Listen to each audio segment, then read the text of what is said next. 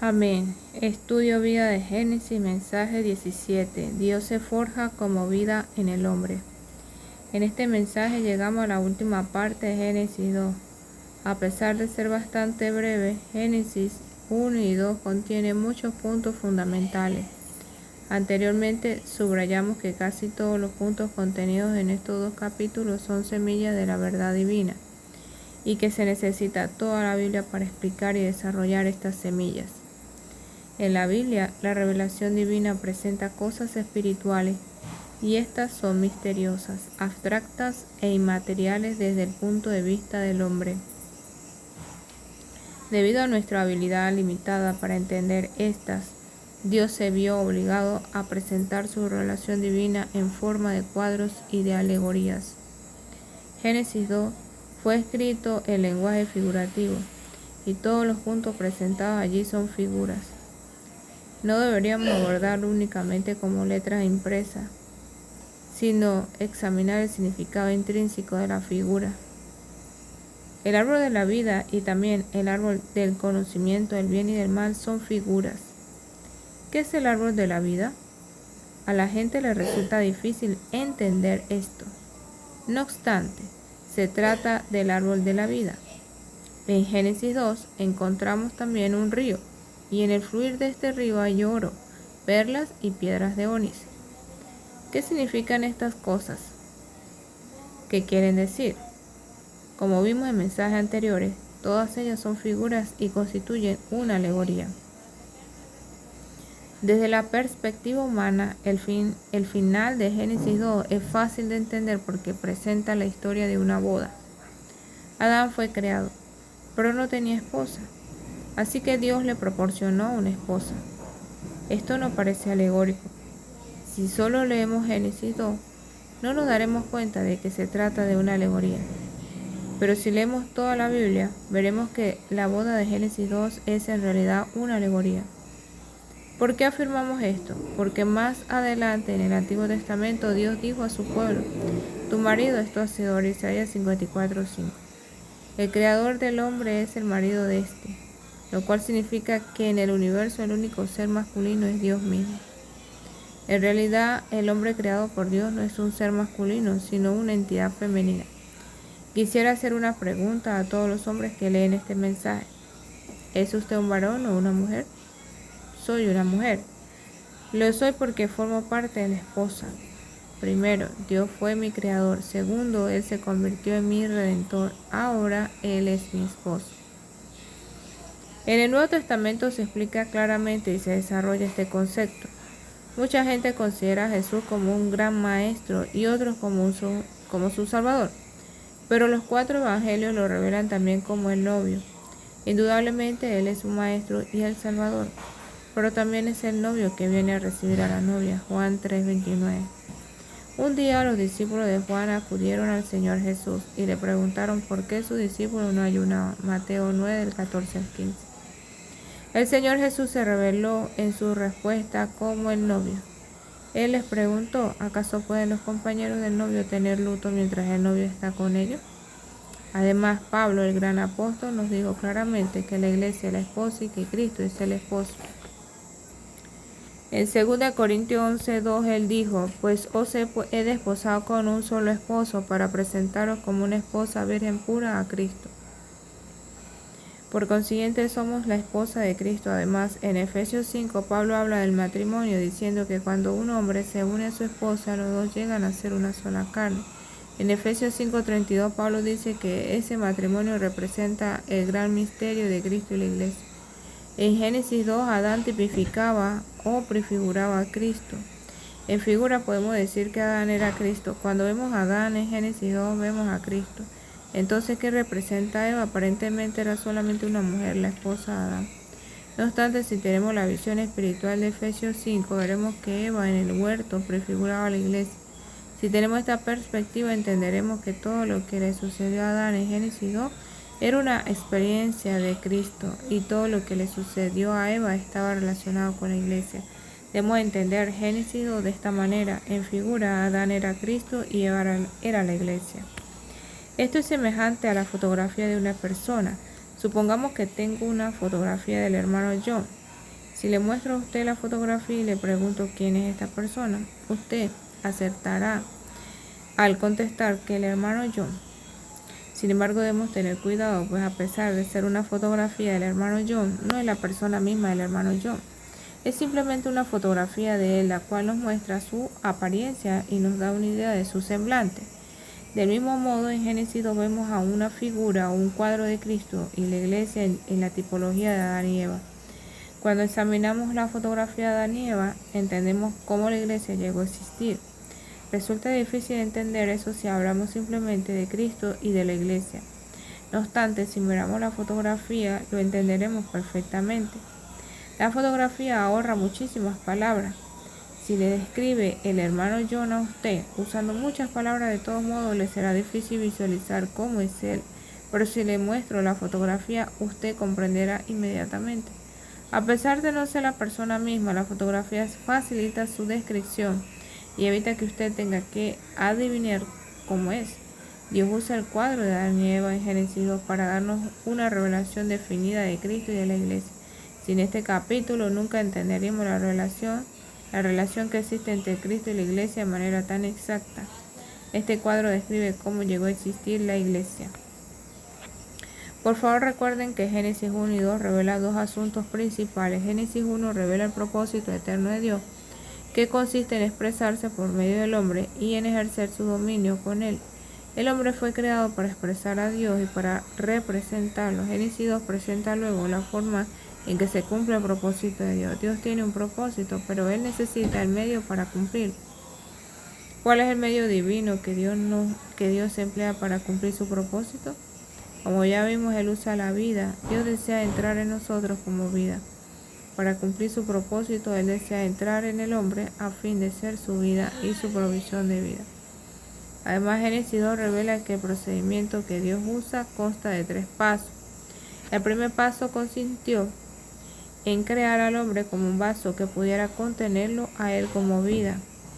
El hombre puede vivir por Dios, expresarlo a él y representarlo porque fue hecho como un vaso cuyo propósito era contener a Dios. En el segundo paso, Dios puso al hombre frente al árbol de la vida. Vimos que el árbol de la vida representa a Dios mismo. Al poner al hombre frente al árbol de la vida, Dios daba a entender que deseaba que el hombre lo tomara para que fuera transformado en los materiales preciosos con los que se edifica la iglesia. 4. El tercer paso, Dios se forja como vida en el hombre, Génesis 2, 18 al 25.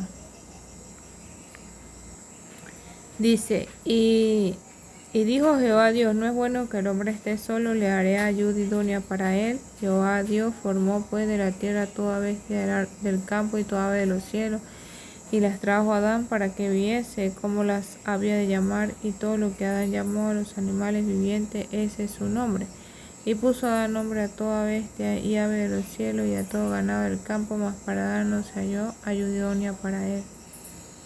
Entonces Jehová Dios hizo caer sueño profundo sobre Adán, y mientras éste dormía tomó una de sus costillas y cerró la carne en su lugar. Y de la costilla que Jehová Dios tomó del hombre hizo una mujer y la trajo al hombre. Dijo entonces Adán, este es ahora hueso de mis huesos y carne de mi carne, esta será llamada varona porque el varón fue tomada.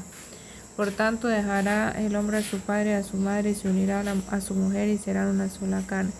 Y estaban ambos desnudos, Adán y su mujer, y no se avergonzaban.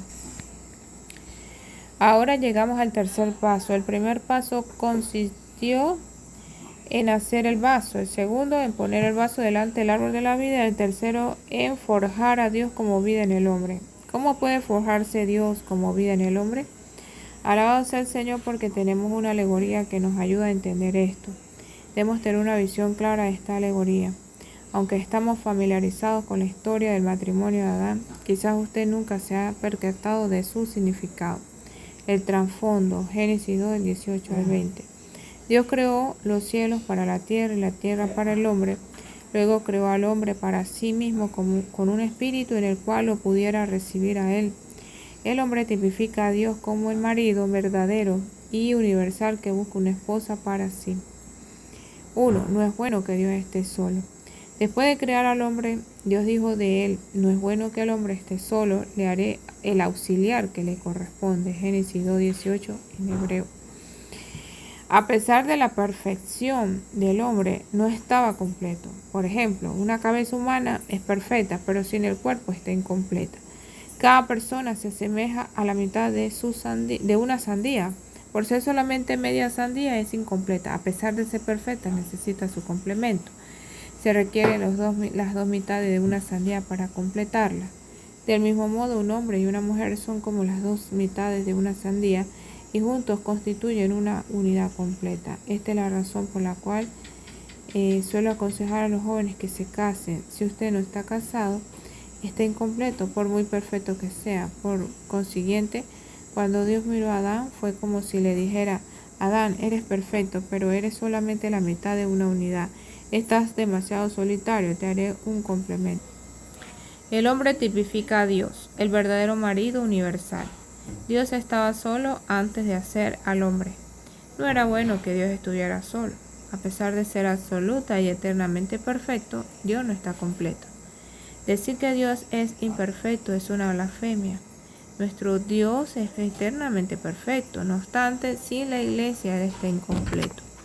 Sin la iglesia Él es como un esposo sin esposa o una cabeza sin cuerpo. Por consiguiente, cuando Dios dijo que no era bueno que Adán estuviese solo, daba a entender que Él mismo estaba incompleto y que no era bueno que Él estuviera solo. Adán necesitaba una esposa y eso tipifica y describe la necesidad que Dios tiene de conseguir un complemento.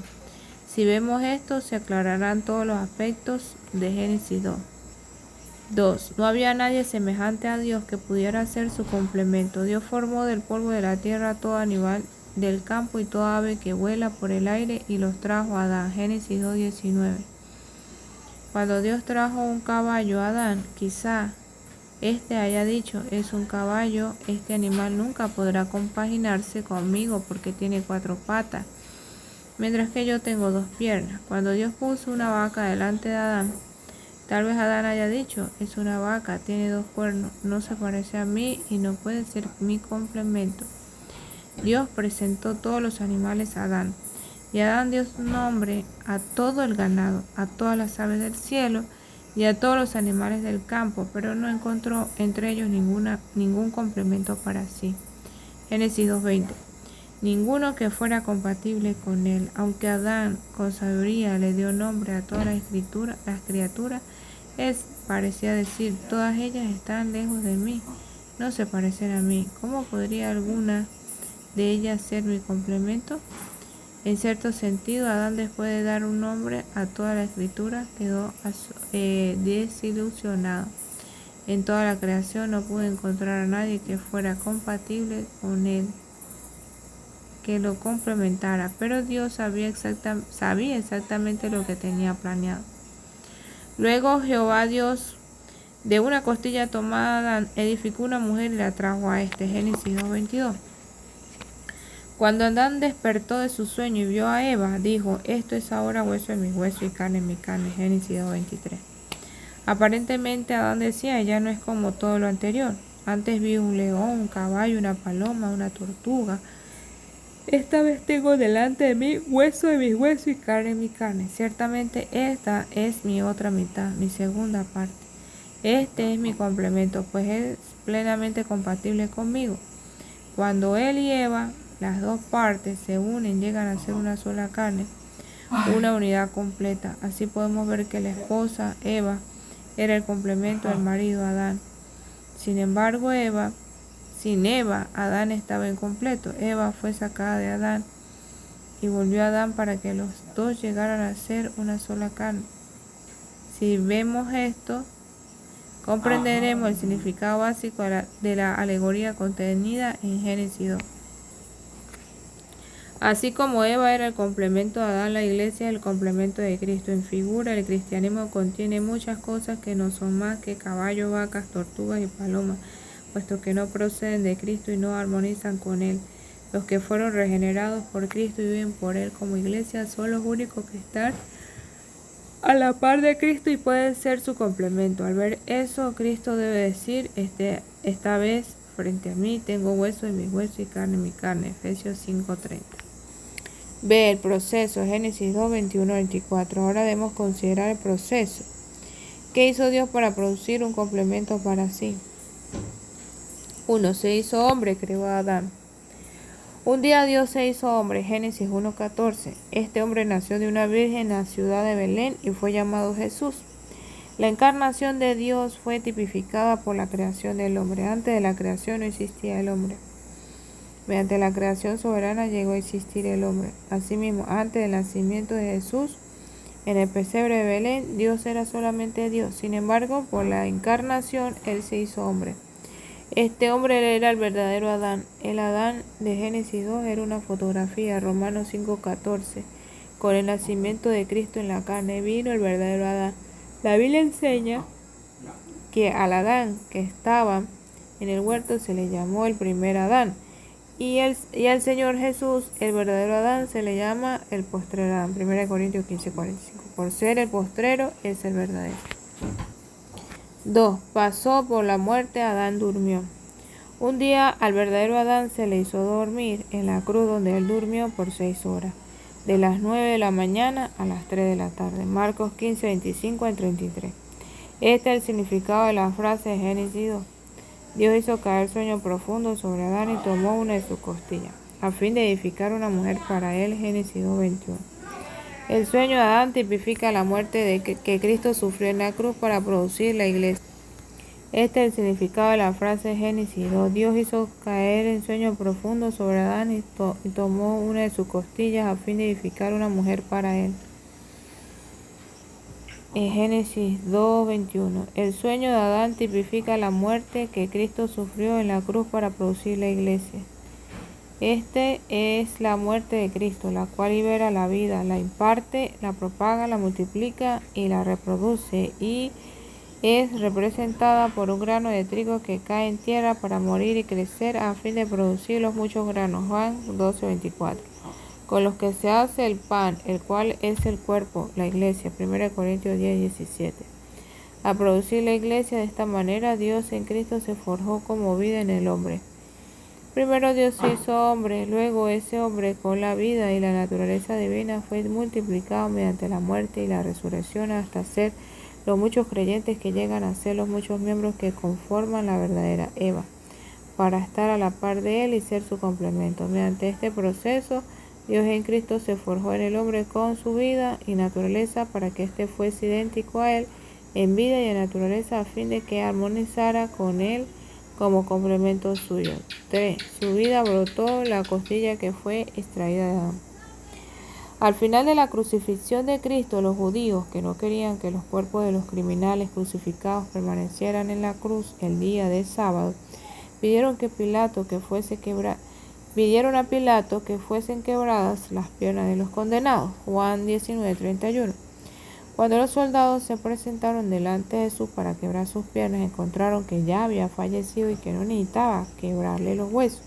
Esto cumplió la escritura que decía: no será quebrado hueso suyo. Juan 19:32-33, 36, Éxodo 12:46, Números 9:12 y Salmo 34:20. Sin embargo, los soldados le traspasaron el costado y brotaron sangre y agua. Juan 19:34. La sangre necesaria para la redención. Hebreos 9:22, 1 de Pedro 1:18-19.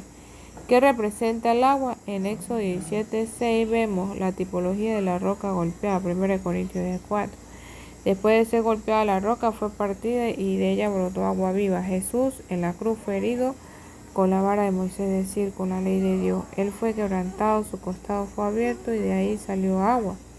Esta agua era el fluir de su vida divina, que es la vida que produce la iglesia.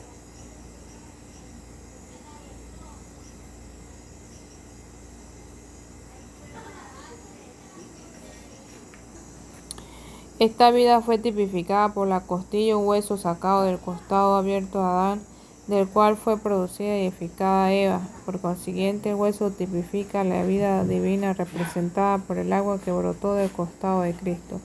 No fue quebrantado ninguno de sus huesos. Esto significa que su vida divina no puede ser quebrantada. Su vida física fue aniquilada, pero nada podía quebrantar la vida divina que emana de él para producir la iglesia. 4. Resucitó. Adán despertó. Después de que Dios terminara la obra de producir a Eva durante el sueño de Adán, este despertó de su sueño. Así como el sueño de Adán tipifica la muerte de Cristo, su despertar representa la resurrección de Cristo.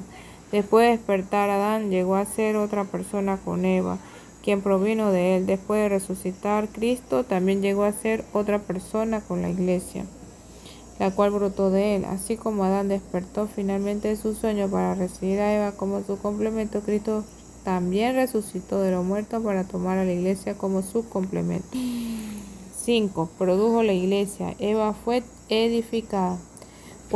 Cuando Adán despertó de su sueño, descubrió inmediatamente que Eva, quien fue edificada con su costilla, estaba presente. Del mismo modo, cuando Cristo resucitó de los muertos, 1 Corintios 15:20, la Iglesia fue producida con su vida divina. Mediante su muerte, la vida divina que estaba en él fue liberada, y mediante su resurrección, esta vida divina liberada nos fue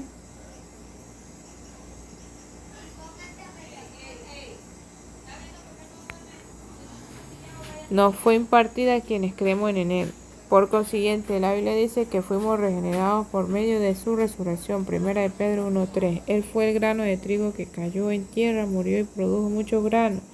Juan 12:24. Nosotros somos los muchos granos que fueron regenerados con su vida de resurrección. Nosotros los regenerados que lo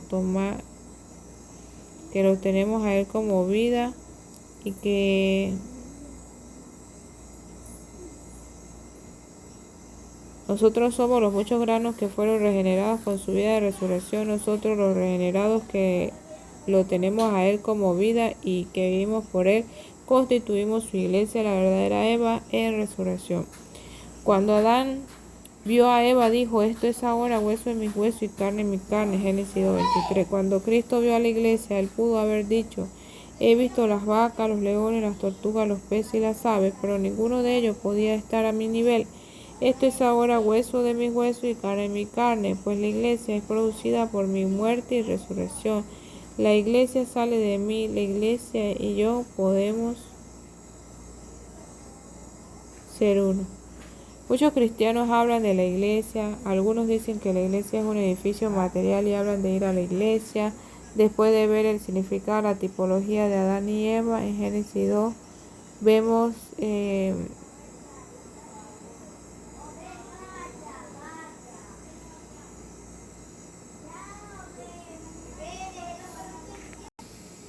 otra persona con una visión más amplia dice que la iglesia es un grupo de cristianos verdaderos. No obstante, es posible que un grupo de cristianos verdaderos no constituya la iglesia. Todavía puede ser el hombre natural, constituido de muchos estadounidenses, chinos, japoneses y mexicanos.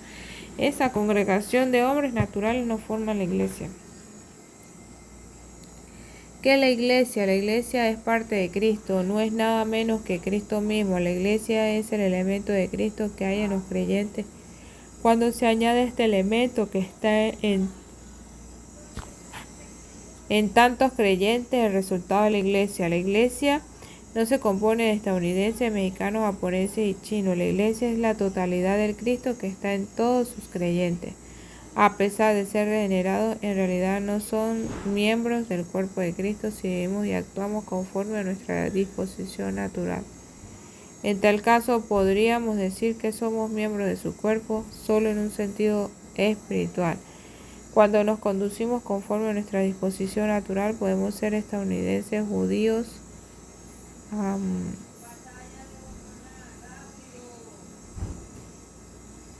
chinos o típicos, pero en efecto no somos miembros de Cristo. En realidad, ¿qué es un miembro de Cristo? Es una persona producida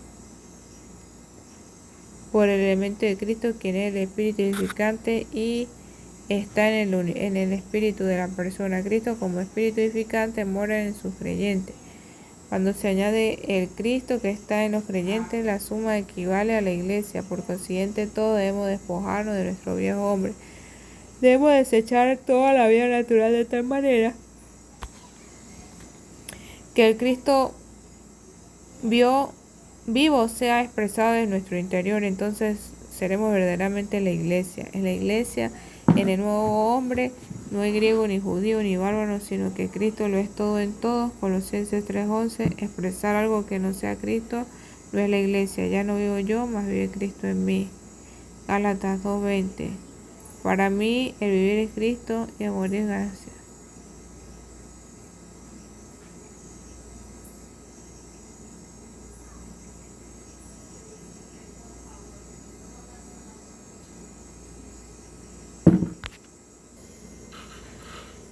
Para mí el vivir es Cristo, esta es la iglesia, esto es ahora hueso de mis huesos. Todo lo que sale de la vida natural del hombre, como por ejemplo las organizaciones humanas y toda clase de actividad humana predominante en el cristianismo, no constituye la iglesia y tampoco puede ser el complemento de Cristo, pues no está a la par de él. En figura estas cosas no deben considerarse como Eva.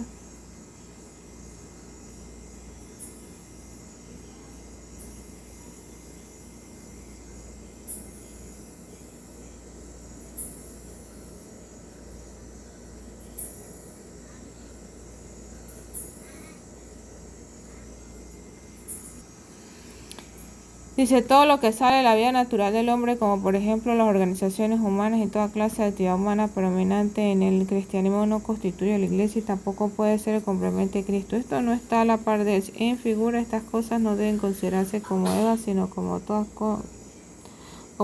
las demás cosas a las que Adán puso nombre.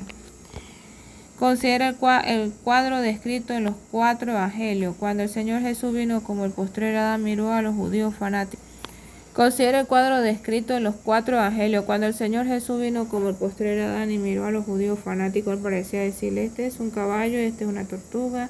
En Mateo 16 se volvió a Pedro y lo llamó Satanás. El Señor parecía decir, no son mis complementos, no corresponden a mí, nunca podrán ser mi complemento. Por consiguiente, el Señor Jesús tenía que morir. Él debía dormir en la cruz para liberar su vida y producir su verdadero complemento. Uno que fue compatible con él después de despertar de la muerte y la resurrección. No obstante,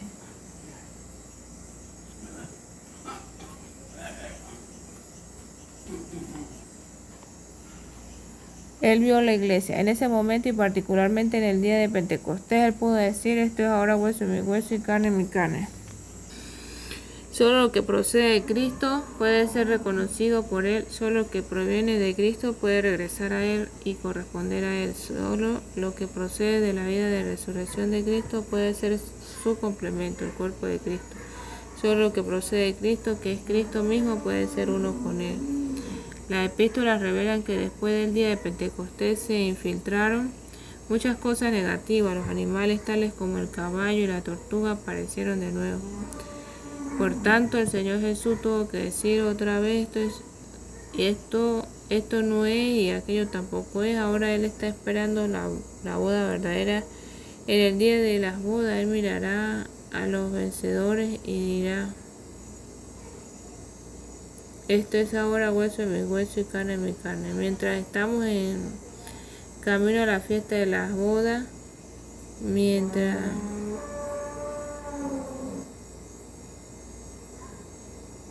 estamos en camino a la fiesta de la boda, debemos desechar todas las cosas naturales, las cosas del hombre natural, lo que no es Cristo mismo. Yo he pasado por muchas cosas, nací en el cristianismo y fui criado en él. Mientras pasaba por muchas cosas y las consideraba la vida de resurrección dentro de mí, decía de ellas, esto no es y aquello tampoco. Un día toqué lo verdadero y la vida de resurrección dentro de mí dijo, esto sí es. Con frecuencia aún entre nosotros la vida interior dice, esto no es. Pero la vida de resurrección dice con más frecuencia, esto sí, debemos oír la voz de Cristo, la vida de resurrección dentro de nosotros y seguirla siempre. 6. Ser uno con el hombre. Adán y Eva llegaron a ser una sola carne. En la tipología, Adán y Eva llegaron a ser una sola carne. En realidad, Cristo y la iglesia son un solo espíritu, porque todo el que se une al Señor es un solo espíritu con Él. En figura, todos los que creen en Cristo son miembros de su cuerpo. La unión matrimonial entre marido y mujer es un gran misterio respecto de Cristo y de la iglesia. Efesios 5:29-32. Si tenemos esta visión al leer la Biblia entenderemos el cantar de los cantares. Cristo es nuestro amor y nosotros somos su amada. También entenderemos todo el Nuevo Testamento en concordancia con la vida y no con un método natural ni según el conocimiento. Entenderemos que todos nacimos de nuevo y que fuimos creados de nuevo juntamente con Cristo, que ahora somos un solo espíritu con Él y los unos con los otros, y que en la tierra ahora experimentamos una vida matrimonial con nuestro esposo. Cristo no estamos meramente esperando el futuro, llevamos una vida matrimonial corporativa ahora. En cierto sentido ya tenemos la vida matrimonial y vivimos con nuestro marido. En un sentido más amplio, solo tenemos el anticipo ahora y estamos esperando el pleno disfrute del matrimonio venidero. Estas bodas se llevarán a cabo en Apocalipsis 19. Después de eso, la iglesia tendrá su consumación como la Nueva Jerusalén, la cual será la esposa completa de Cristo por toda la eternidad. Cristo y la esposa completa disfrutarán de la vida matrimonial por la eternidad. Por supuesto, esta esposa no será una persona individual, sino una expresión corporativa edificada, la Nueva Jerusalén. En Génesis 2 vemos la creación del hombre y el árbol de la vida, el cual denota a Dios como la vida del hombre y su provisión de vida. Mientras Dios se forja en el hombre, éste empieza a experimentar el fluir de la vida, y el fluir de vida contiene los materiales preciosos, el oro, las perlas y piedra de ónice. Al final de Génesis 2 vemos la edificación de una mujer. Todos los materiales preciosos mencionados anteriormente en este capítulo sirven para que sea edificada esta mujer. Si tenemos solamente Génesis 2, no podemos entender esto de manera apropiada y clara. Pero al final de la Biblia también encontramos una mujer, la Nueva Jerusalén. Esta mujer es una ciudad edificada con oro, perlas preciosas. En Génesis 2 estos materiales se encontraban en el fluir de la vida, pero todavía no constituían un edificio. Al final de la Biblia todos estos materiales constituyen una ciudad que es la mujer final y eterna. En Génesis 2 podemos ver la Nueva Jerusalén prefigurada por Eva, y en Apocalipsis 22 podemos ver a Eva consumada en la Nueva Jerusalén, la esposa corporativa del cuerpo del Cordero, edificada con los tres materiales preciosos. Así que vemos de nuevo que casi todo lo que se encuentra en Génesis 1 y 2 constituye una semilla que crece en toda la Biblia y madura hasta hacer una cosecha en el libro de Apocalipsis. Hoy en día no estamos ni al principio ni al final, estamos en el camino. No estoy satisfecho estando en Efesios 5. Quiero estar en Apocalipsis 19, 7, 9. En la fiesta de boda de Cristo. Si queremos estar allí, debemos desechar todas las cosas naturales, las vacas, las tortugas, los caballos, etc. Usted tal vez en su disposición natural parezca un caballo poderoso. Debemos desechar esta vida natural. Alabado sea el Señor, porque dentro de nosotros tenemos otra vida, otro elemento, que es Cristo como espíritu edificante. Debemos vivir por esta vida despojándonos del viejo hombre y vistiéndonos del nuevo hombre día y noche. De esta manera seremos transformados y conformados a su imagen, preparados para la fiesta de la boda del Cordero. Cuando regrese el Señor, con el tiempo seremos la Nueva Jerusalén y se cumplirá plenamente el propósito eterno de Dios. El resultado: 1. Consiguió una novia. Adán obtiene a Eva. El resultado del sueño de Adán, en el cual su costado fue abierto para extraer de allí una costilla, fue que él obtuvo a Eva como su complemento, quien está a la par de él. Esto significa que el resultado de la muerte de Cristo, cuando su costado fue abierto para que su vida divina fuera liberada, fue que él consiguió a la iglesia como su complemento. Desde entonces Dios no está solo. Cristo obtuvo una novia que está a la par de él. Apocalipsis 21, 22 revela que en la eternidad la Nueva Jerusalén, como la consumación de la iglesia, será la novia de Cristo, el pleno complemento de Dios, y estará a la par de él por la eternidad.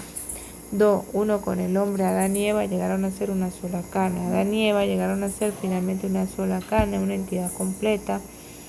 Esta era una figura de Dios y el hombre perfectamente unido. Dios desea ser uno con el hombre. Él alcanzó esta meta por medio de la muerte y resurrección de Cristo, lo cual produjo la iglesia, y ella representa la humanidad apropiada que está a nivel de él como esposo. En esta unión lo humano llega a ser uno con lo divino. Esta unión perdurará eternamente. La Nueva Jerusalén venidera no será otra cosa que la unión de Dios con el hombre, una unidad viva y completa compuesta de lo divino y lo humano. 3. Vive con el hombre. Adán vivió con Eva. Adán y Eva, puesto que era uno, vivían juntos. Esto muestra que Dios, el marido universal, vivirá con la humanidad regenerada para siempre. La vida matrimonial universal de Dios y el hombre se revela plenamente en Apocalipsis 21. En la eternidad, Dios en Cristo será el Cordero, el centro, la realidad y la vida del ser humano, y el hombre vivirá por siempre en Cristo como vida. El hombre expresará la gloria de Dios y ejercerá autoridad de Dios sobre la nueva tierra. En la eternidad, Dios en Cristo será el centro, la realidad y la vida del ser humano, y el hombre vivirá por Dios en Cristo como vida. El hombre expresará la gloria de Dios y ejercerá la autoridad de Dios sobre la nueva tierra. Dios y el hombre y Dios vivirán juntos en una vida matrimonial eterna. En consecuencia, Génesis 1:1, 2:3 es un cuadro del propósito de Dios, y 2 del 4:25 describe la manera en que se cumple el propósito de Dios.